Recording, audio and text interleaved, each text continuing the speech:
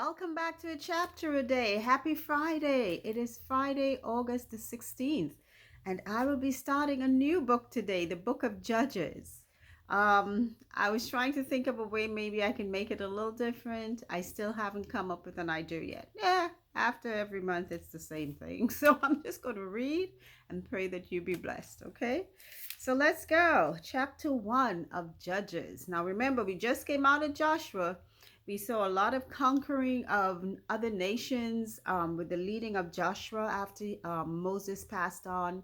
And then, before Joshua was to die, he called the heads of the tribes together and told them again, reiterated how God brought them out of Egypt, how they were supposed to keep God's commandments, not get themselves caught up with the other nations. Now, remember, every time they battled, there seemed to have been just one nation that they just could not overcome. And like I said, I believe God purposely left those nations back to be thorns in their flesh, to see or to test their loyalty to Him. How well are they going to hold up in face of these people and them having to cohabitate or live in the same region?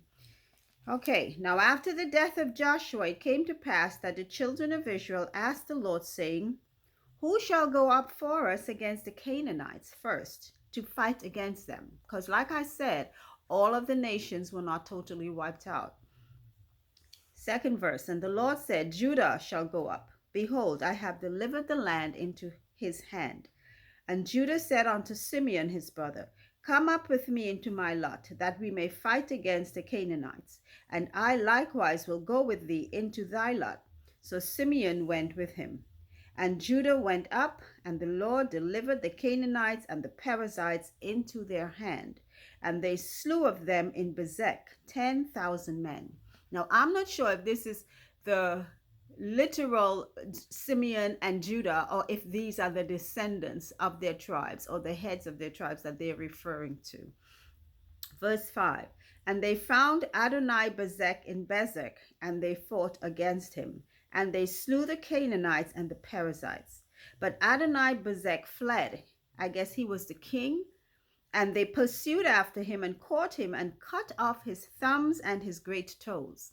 Now, I don't know why. That must have been some sort of sign for defeat. I just don't know. Something they did during the wars. This is the first time I've heard that being done. Verse 7. And Adonai Bezek said, 70 kings, having their thumbs and their great toes cut off, gathered their meat under my table. As I have done, so God hath requited me. And they brought him to Jerusalem, and there he died. So apparently they were kind of giving him payback, because he himself said he did that to quite a number of kings and then had them feeding under his table like dogs, I would say. Mercy. Verse 9.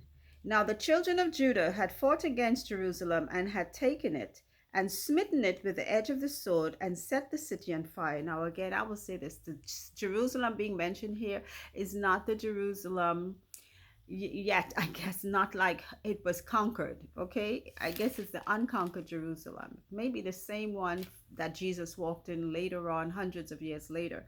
But for now, it is not belonging to the Israelites yet. Verse 9. Wow, this is a long chapter. And afterward, the children of Judah went down to fight against the Canaanites that dwelt in the mountain and in the south and in the valley. And Judah went against the Canaanites that dwelt in Hebron. Now the name of Hebron before was Kirjath Arba. And they slew Sheshai and Ahiman and Talmai. And from thence he went against the inhabitants of Dibber. And the name of Dibber before was Kirjath Sepher. So again, I would say this. A lot of the names we hear today are not the names that existed long ago. And a lot of the nations, how they make up today, there's been a lot of conquerings and overthrowings and re-inhabitating in a lot of these lands. Okay. Verse 12. And Caleb said, he that smiteth Kirjath Sepher and taketh it, to him will I give Achsah, my daughter, to wife. And Othniel, the son of Kenaz, Caleb's younger brother, took it, and he gave him Achsah, his daughter, to wife. I think, and it came to pass, this is interesting. It came to pass when she came to him that she moved him to ask of her father a field, and she lighted from off her ass. And Caleb said unto her, What wilt thou? And she said unto him, Give me a blessing, for thou hast given me a south land. Give me also springs of water. And Caleb gave her the upper springs and the nether springs. I don't know why I felt like I've read this prior in another chapter. And the children of the Kenite, Moses' father-in-law, went up out of the city of palm trees with the children of Judah into the wilderness of Judah, which lieth in the south of Arad, and they went and dwelt among the people. So apparently Moses' father-in-law is still alive, and oh, I'm sorry, it's not his father-in-law, but the children, those descendants from his father's people, they came to dwell with the people of Judah. Now, again, with this scenario with Caleb's daughter, I feel like I've read that before, not too long ago. And I'm saying the reason why they even mentioned this was because the fact that land was not given to daughters back then. They were always going to sons. Okay, verse 17. And Judah went with Simeon his brother, and they slew the Canaanites that inhabited Zephath, and utterly destroyed it, and the name of the city was called Hormah. Also Judah took Gaza with the coast thereof, and Askelon with the coast thereof, and Ekron with the coast thereof. And the Lord was with Judah.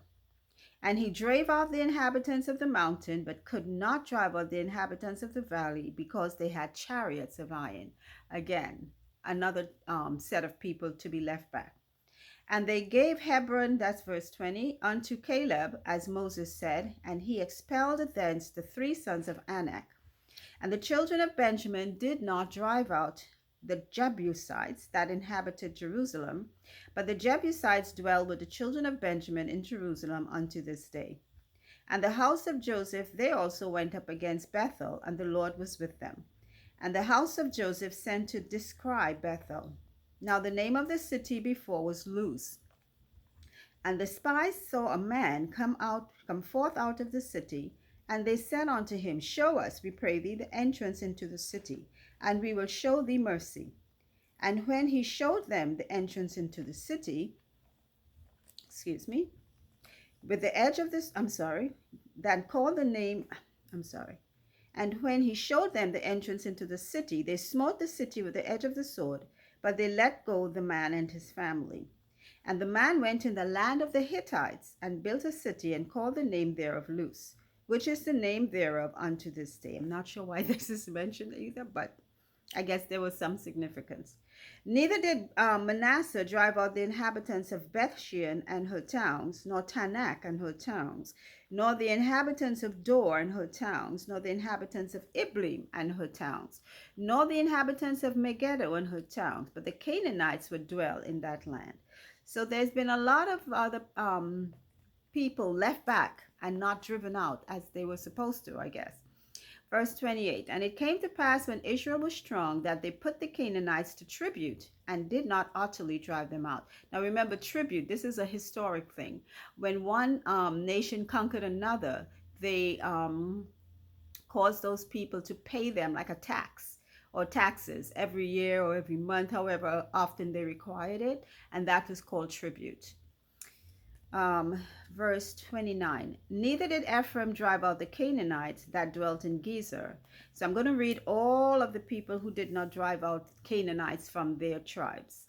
And that was, we have Benjamin, or Ephraim rather, Zebulun, Asher, Naphtali, and then coming down to verse 34. And the Amorites forced the children of Dan into the mountain, for they would not suffer them to come down to the valley.